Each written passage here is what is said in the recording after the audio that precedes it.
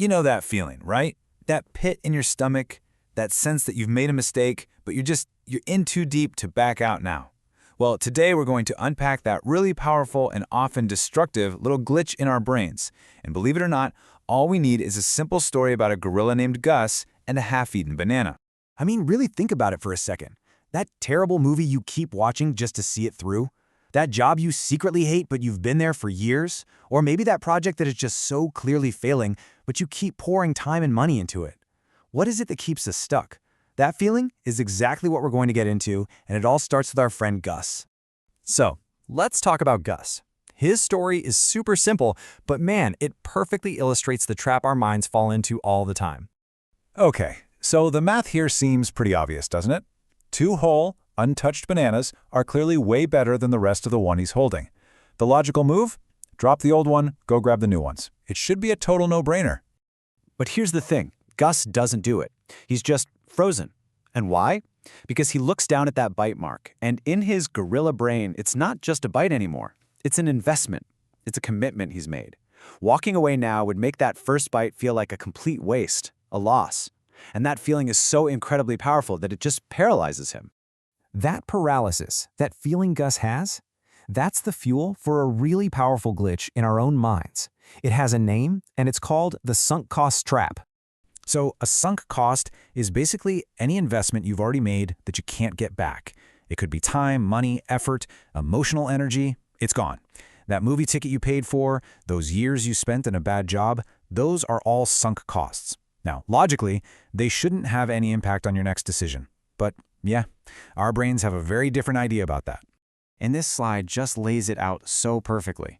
The rational part of your brain asks, hey, what's the absolute best choice for my future? But the trapped part of your brain, it's completely obsessed with the past. It keeps asking, how do I justify everything I've already spent? We get so tangled up in trying to justify our past choices that we actually end up sabotaging our own future happiness.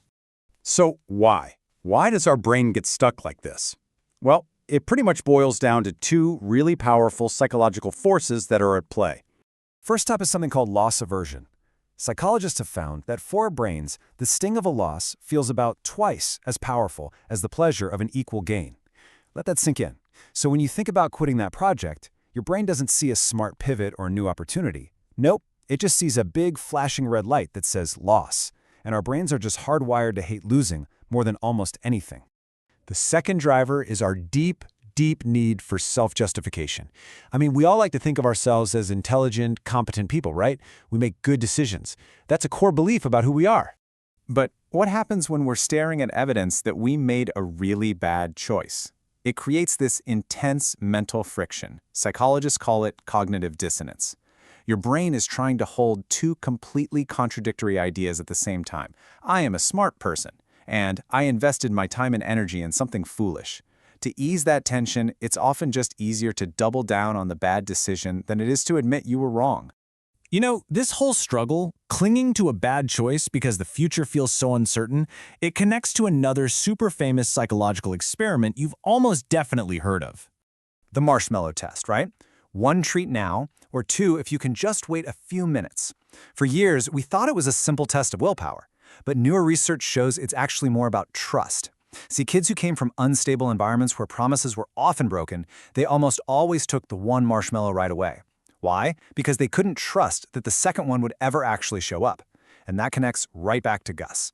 We cling to our half-eaten banana because deep down, we don't fully trust that the promise of 2 better bananas is actually real. Okay, so we get the trap now, and we know why our brains fall for it so easily. Now for the most important part. How do we get out of it? How do we finally drop the banana?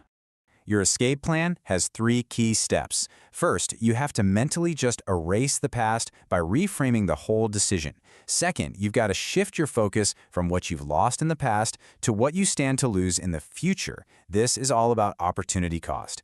And third, and this one is huge, find someone who can give you a totally objective, outside perspective. This question right here, this is your escape hatch. It's your secret weapon for step 1. It forces you to completely ignore everything you've already invested. You just ask yourself, knowing what I know right this second, if I were starting from scratch today, would I still make this choice? If the answer is no, well, there's your answer. It's that simple, but it's so powerful. It shifts your entire focus away from the unchangeable past and onto the possible future. And this really is the core idea to take away. Letting go is not an admission of failure. It's a declaration of intelligence. It's you being smart enough to recognize that the past is fixed, but the future is wide open. The money is spent, the time is gone, the only thing that truly matters is what you do next. So I'll just leave you with this one question.